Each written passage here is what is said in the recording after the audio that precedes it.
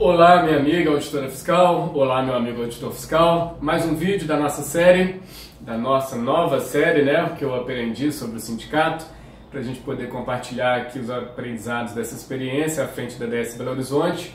E estamos chegando numa reta final, porque inicialmente pensamos em fazer 6 vídeos, então, portanto, esse seria o penúltimo. Depois, de acordo com os feedbacks, ainda vamos avaliar a possibilidade de fazer mais um para fechar, talvez comentar os feedbacks, mas a princípio esse é o penúltimo vídeo da série. E nessa reta final eu queria entrar, né, a gente já tratou dos aspectos individuais da participação, aspectos psicológicos envolvidos.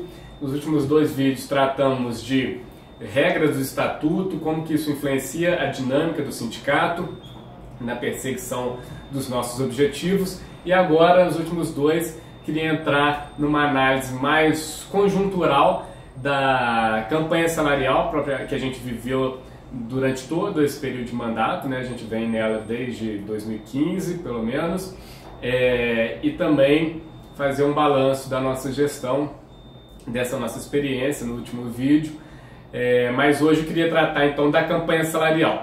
E aí acabou coincidindo, né, que na semana passada a direção nacional soltou um vídeo do presidente Cláudio Damasceno, também avaliando a campanha salarial pela percepção da direção nacional da campanha, e o que causa grande estranheza, né, ou que a gente fica perplexo de ver como que eles enxergam como a campanha sendo um grande sucesso, com grandes avanços, quando na verdade que a gente sente o sentimento, que a gente percebe o sentimento da categoria nas unidades, nos locais de trabalho, nas assembleias, de que a gente está vivendo um fundo do poço, em que a gente vive na verdade grandes retrocessos e momento de uma crise tremenda, e a direção nacional enxerga tudo como grandes vitórias. Então, acaba que a minha análise que eu quero compartilhar com vocês, a minha avaliação é bastante diferente da direção nacional, até quase o oposto do que eles enxergam, porque eu acho que a tônica da campanha salarial foi pequenos avanços e grandes retrocessos. Então, por exemplo, o caso do decreto de progressão, quando ele diz que a redução para 9 padrões foi um avanço, foi. Mas, em compensação, a gente teve grandes retrocessos, por exemplo, a exigência do curso de pós-graduação para chegar à classe especial, sem que tivesse a previsão da obrigação da Receita Federal de oferecer esses cursos, que na prática significa uma trava que pode impedir o auditor fiscal de chegar à classe especial, ao último nível da carreira. Então, se não tiver o curso ofertado, se não tiver condições de bancar o curso, ou qualquer outra situação que impeça de fazer o curso, isso significa uma trava para chegar ao último nível. Então, no decreto anterior, a gente tinha mais padrões, mas tinha a garantia de que, ter corrido um tempo um pouco maior, você chegaria até o último nível. Nesse não. Nesse, se você não cumprir esses requisitos, se não cumprir esses passos, não passar por essas travas, você pode nunca chegar ao último nível da carreira. Sem contar no PTI, né, PTDI, esse plano de trabalho individual, que no decreto veio com metas individuais e que também significa um grande retrocesso. Então acho que essa é a tônica da campanha salarial, foi pequenos avanços e grandes retrocessos.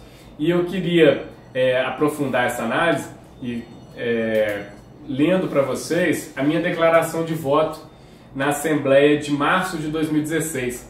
Há poucos dias eu retomei eu encontrei essa declaração de voto, porque naquela ocasião da Assembleia, como era uma Assembleia polêmica, muitas pessoas aqui em Belo Horizonte fizeram declaração de voto, quiseram deixar registrado a sua posição, e eu também fiz à época, isso estava aqui arquivado, e busquei esse documento para poder compartilhar com vocês aqui.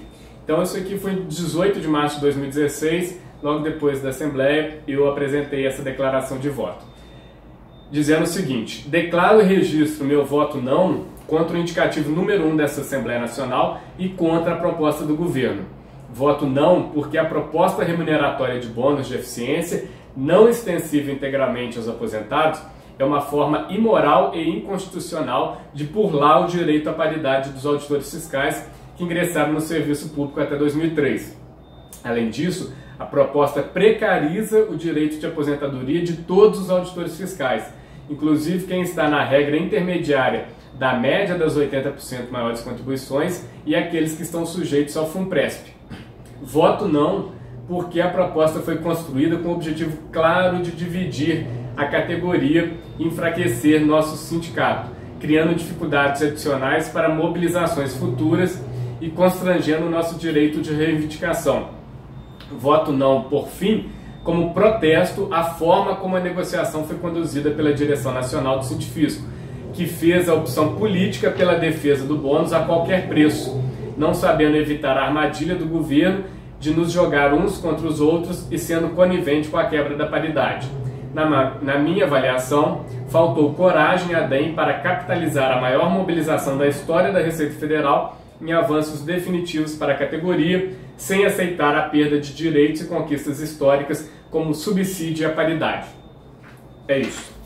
Então, gente, quando eu retomei isso aqui, eu fiquei até surpreso de ver como que, mais de 2 anos depois, como que está atual essa declaração de voto, né? Os argumentos que eu tinha na minha cabeça sobre aquela Assembleia, como que isso ainda é muito presente para a situação que a gente vive hoje.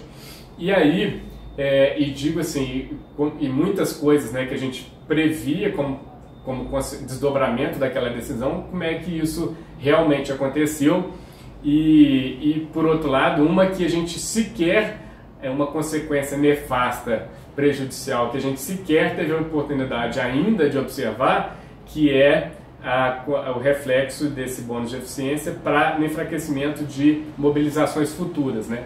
Então, que para mim também é uma tremenda dificuldade, um tremendo prejuízo, mas que mesmo sem ainda ter se concretizado, porque o bônus sequer foi regulamentado, a gente ainda tem os demais prejuízos mostram quanto que que aquela decisão não se mostrou a mais acertada, no sentido de que era uma aposta de que traria um caminho mais fácil para a nossa valorização, para um reajuste acima do carreirão, e que na verdade se mostrou que não foi uma aposta acertada, porque em vez de facilidade a gente encontrou muitas dificuldades, que fica claro com a nossa situação de que até hoje não foi regulamentado o bônus de eficiência. Mas o que eu queria, para mim o ponto principal, gente, é em relação à divisão e enfraquecimento da categoria. Aqui na DS Belo Horizonte a gente sempre trabalhou nessa perspectiva de criar consensos, de construir pontes entre pessoas que pensam diferentes, para que a gente conseguisse unir essas visões diferentes numa ação comum, e esse bônus de eficiência foi o grande momento de divisão que tornou impossível a gente conseguir construir essa unidade depois do bônus de eficiência não extensivo aos aposentados. E aí, então eu queria falar, esse ponto para mim é central, da divisão e enfraquecimento da categoria.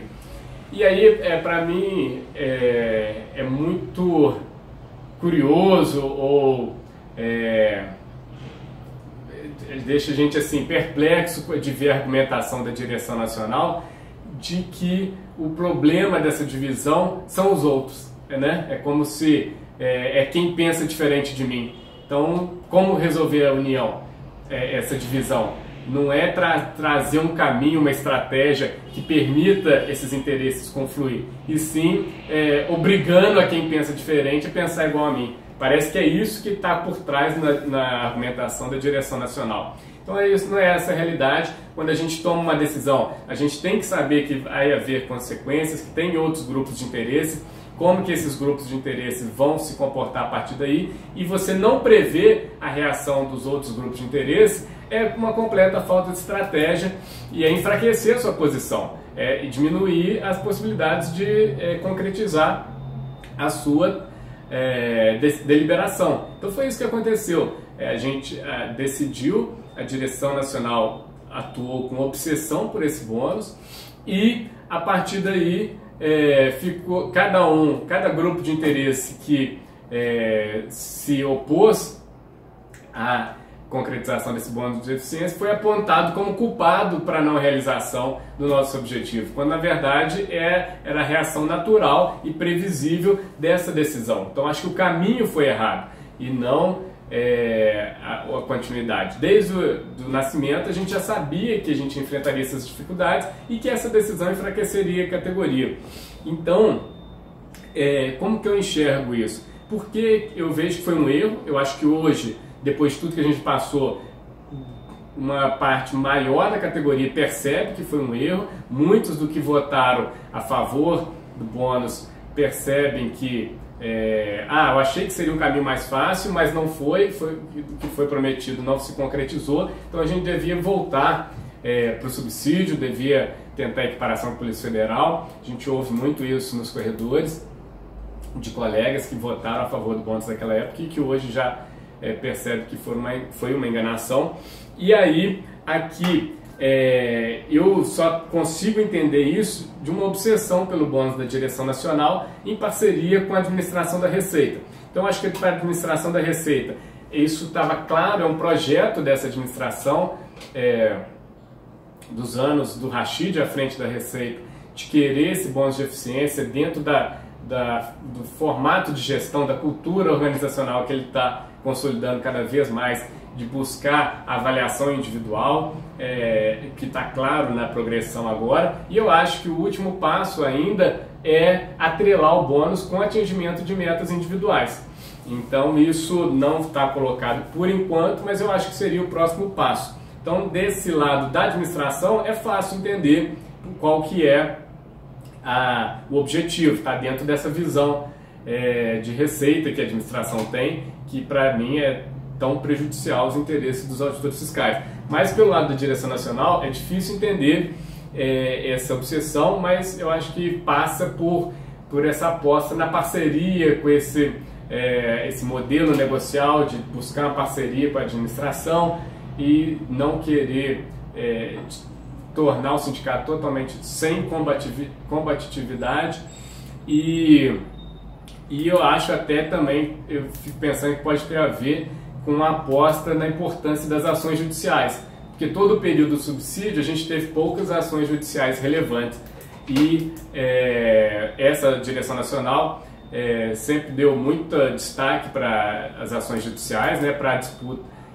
Em vez da disputa política, sempre aposta muito nas ações judiciais. Não sei se eles enxergam isso como uma forma de atrair os filiados ou impedir que os filiados se desfiliem, porque a gente vê grande insatisfação com a condução política, mas é claro que a ação judicial é uma dos interesses que faz o filiado se manter filiado, para se ver representado judicialmente pelo